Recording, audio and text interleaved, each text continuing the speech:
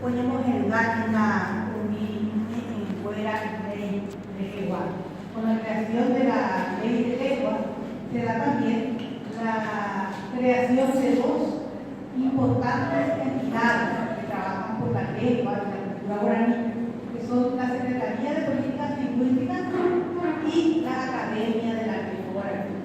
Hoy día, como ustedes escucharon hace rato, encabeza la Academia de la Lengua Guaraní el doctor Carlos Herrera Quiñones.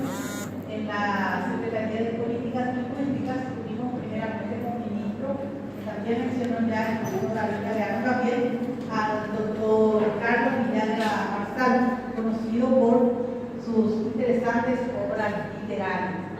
Lo sucede la señora Aida Fernández Silvero, que mañana también va a estar disertando sobre algunos aspectos que hacen a la lengua guaraní y a su trabajo en la Secretaría. Con la creación de la Secretaría de Políticas Lingüísticas, se tienen tres direcciones grandes que trabajan los ejes temáticos que hacen a la lengua guaraní, que son la dirección de promoción y la dirección de promoción lingüística, la dirección de investigación lingüística y la dirección de valoración y promoción de las lenguas indígenas. Dentro de la dirección de investigación lingüística, que es en donde estamos trabajando, hay tres departamentos nuevamente, que son el Departamento de Estudios Lingüísticos, luego que se llama OANIMA, está el Departamento de Tecnologías del Lenguaje, que está encabezado por el compañero José Abelardo Ayala, a quien hace rato lo estuvimos homenajeando y que estuvimos mencionando que es uno de los que más fuertemente impulsa la traducción de los términos de guaraní.